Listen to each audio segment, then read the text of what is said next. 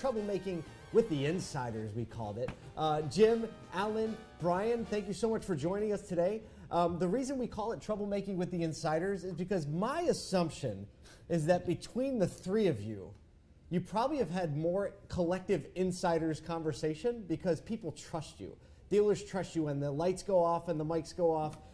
You are next to people through some significant times in their businesses and their lives. So, you know, Jim, you're at the center point of news in the industry. Alan, you're walking with dealers through some of their probably most stressful moments, representing sell side of automotive. And Brian, people just tell you all their secrets because they know they can trust you. So we're going to try to squeeze a few out of you today. So, gentlemen, thank you so much for joining us today. What I would like to do is just start off and give each of you, 30 to 60 seconds to, number one, just say hello, but also tell us like what you're looking for in Q1 of 2022. Give us the inside scoop. As far as the new year, I think we're going to take a lot. There's a lot to take away from 20 and 21 into 2022. Specifically, how are we dealing with this chip shortage, and what does it mean for the future? They say fix the roof when it's not raining and the sun is shining. I think that applies right now. I think there's a lot of things that we need to pay attention to in retail automotive, specifically in the first quarter. The retail automotive segment is somewhat under attack right now, and we really need to get it right as these inventory levels start to come back into lots and showrooms. We can't, rely on the fact that we're going to get maybe 20 cars to sell this week and every single one of them is going to roll out at sticker price. That will change. So what are we doing today in Q1 in 2022 to ensure that the profitability is going to be there by the end of the year? And there's a lot to unpack there, obviously. For sure. And a lot of those areas begin with marketing. So that's, Brian can tell you more about that. And obviously, in terms of the M&A activity, it's just incredible. 575 rooftops changed hands this past year. And some say, we were just talking about that, it might be more in 2022. So it's a very exciting time to be in retail automotive. I love it, Kyle. We're always hearing you refer to probably the conversation you had right before you came on. So in the green room. So with that being said, great segue. Leave it to Jim to give us a nice segue teed up. Alan, what are you looking at 2022, and what is the insider's temperature on the M&A space? Well, it hasn't slowed down. The chip demic is still with us, as Jim pointed out, and that's leading to record high profits for dealerships and in some ways record high demand from buyers of dealerships. So we track every month profits per store as it comes out from NADA. And in November, it went up again, another $200,000 compared to the same month last year. So dealers are still making more money than they've ever made before, and we still have some aggressive buyers out there. So our belief is at least the first half of next year, it's going to be every bit as good as it was the second half of 2021. And certainly we hope the good times will continue for dealers. As Jim mentioned, there are some signs out there that the best may be with us right now, right? Gas prices are higher, interest rates are going up. We have some new entrants out there like Rivian, Tesla, Lucid, Carvana, and others that are starting to take some share from franchise dealers. So I think that it's almost like, we're enjoying this rain of money on our dealer friends. But we do hope that dealers have developed some new skills during the pandemic, whether it means sourcing used cars or focusing more on F&I, focusing more on digital retailing. I'm hoping Brian will talk about that a little bit, so that when we get out of the chip demic and we're back to working hard to sell cars, the dealers will be able to sustain some of these high profits that they've been enjoying the last 18 months. I love this. That the current guest is just teeing up the next guest. I don't even have to do any work as the host. I'm just going to sip my water. They're all just so good. Hey, by the way, I'm not seeing any Christmas spirit in that attire you guys are wearing. I thought we were going to, I wear my wife's homemade sweater here. You guys look like you're the Blues Brothers over there right now. Like, well, listen, Alan, have you ever seen me in a tie?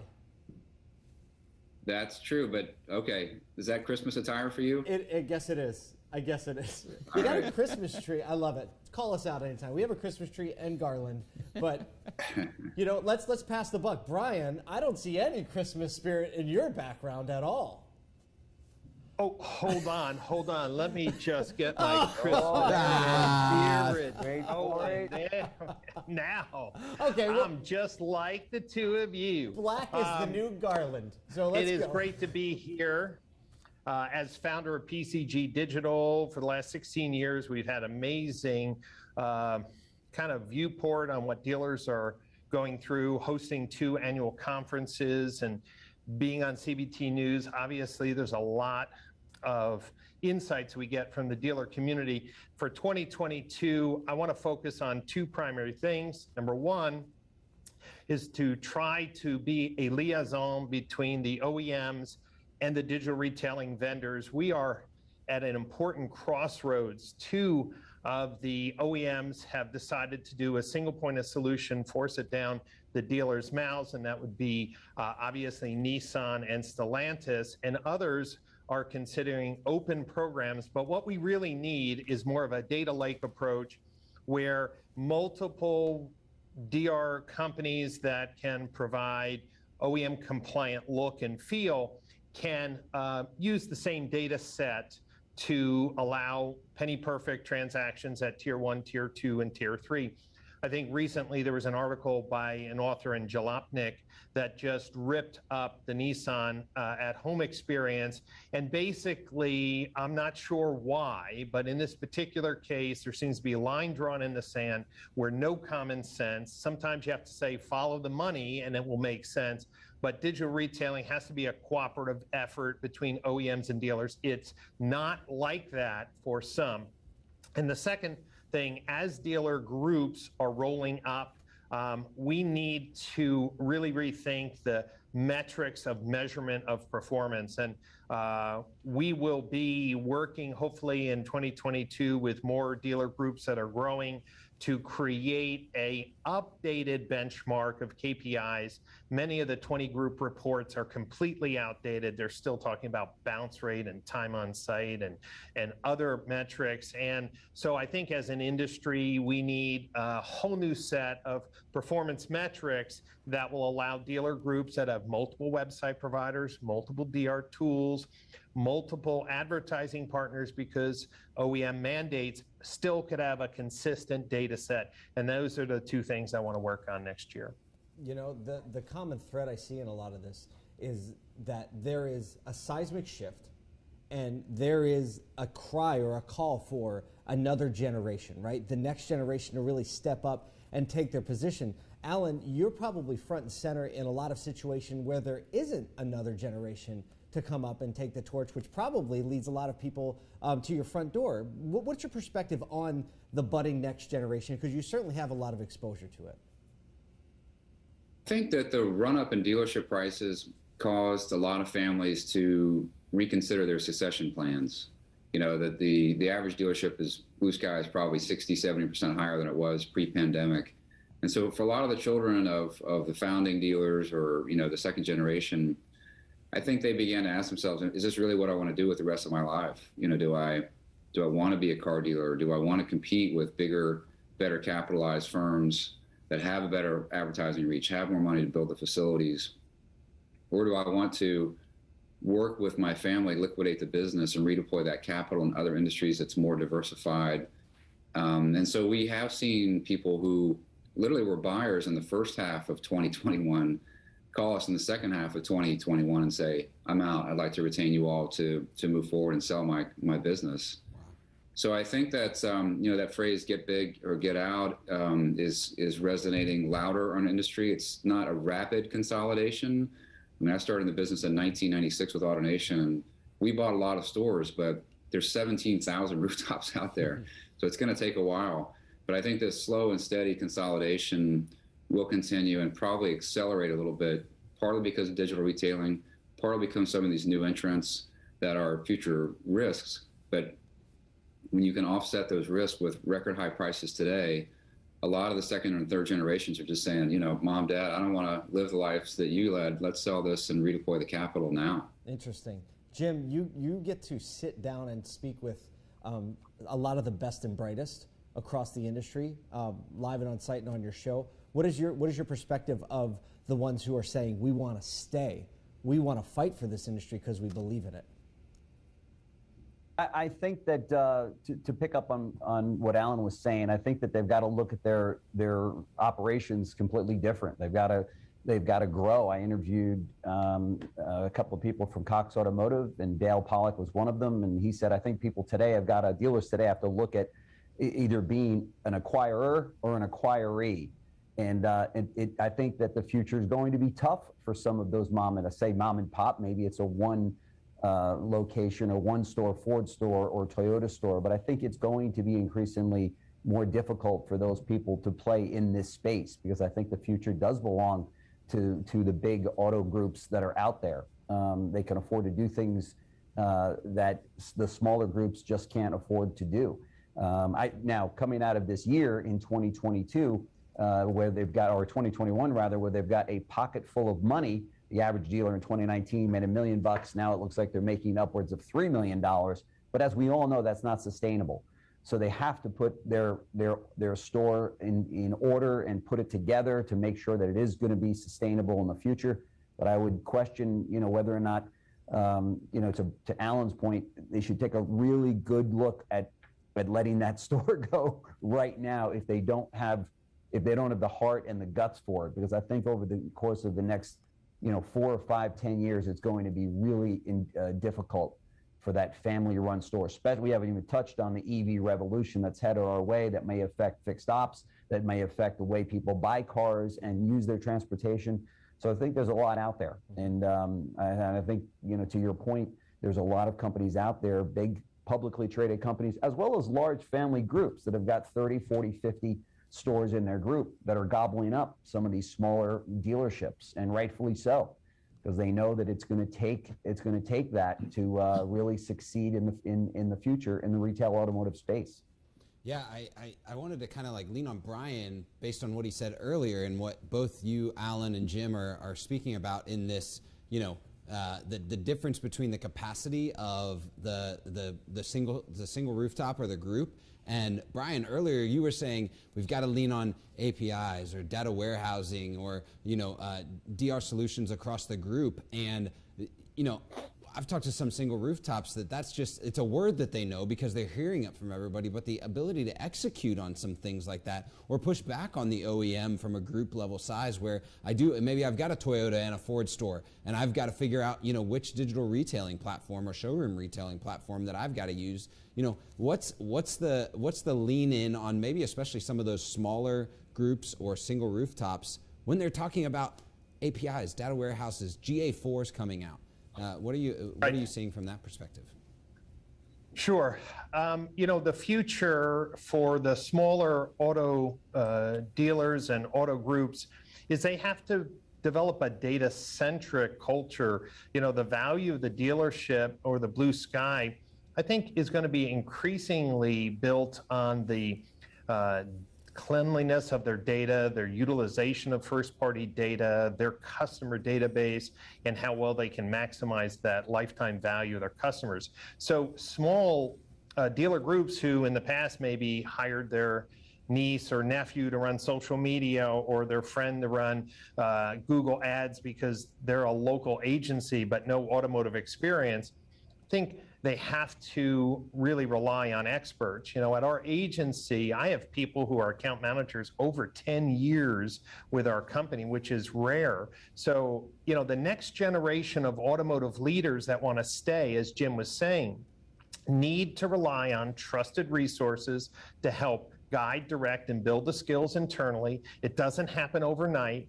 But I do believe the future dealership needs to be data-centric, data-driven, organized with their roll-up reporting, and that's what the big groups are doing. They have MBAs, they have people on their staff building data lakes. At the Automotive CXO Summit, we had Ryan Everson from Garber. We had the team from DGGG sharing their data strategies. And so I want to encourage the single point stores and smaller medium-sized stores that if they need help getting their data architecture together, reach out to me because this is what we've been doing for 16 years.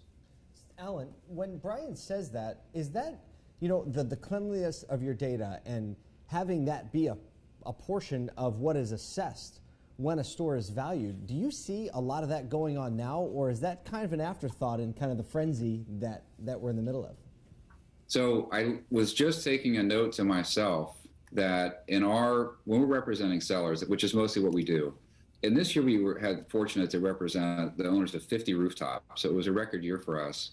But a lot of what we spend time on is describing the dealership to a potential buyer, and so they can make an informed offer on the business.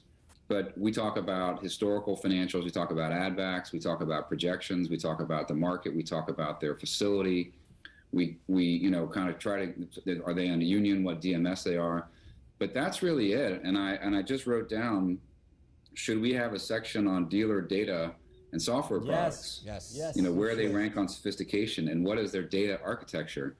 So I think that, you've given me some really good ideas about ways that we can enhance a buyer's ability to estimate what influence they could have on the performance of that dealership post-closing.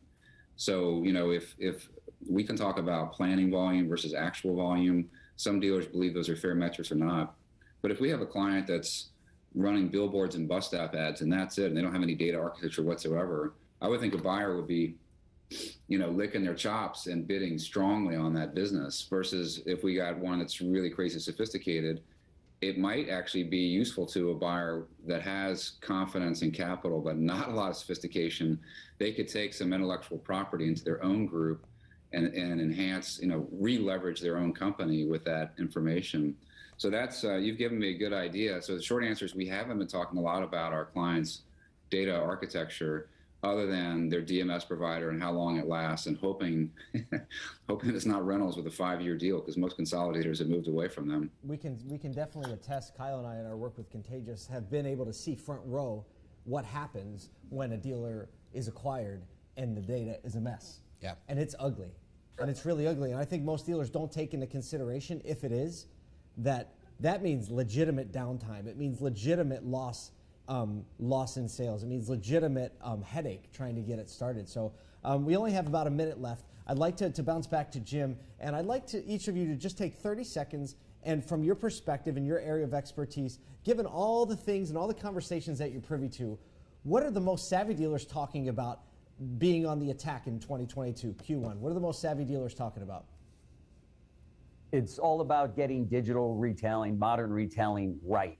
It's something that's been a takeaway from 20 and 2021. Some consumers are doing it, as you know, obviously not the vast majority, but we know that that's going to change. More and more are engaging every single month with dealers on a digital basis, and consumers want it. It seems the OEMs want it as just as much, and this is something dealers have to get right. If they do nothing else but focus on getting that element right, I think, and hopefully here at CBT News, and certainly with Brian Pasch, we can help them navigate that. And it's going to be all about modern retailing. So now's the time to get your house in order in that area.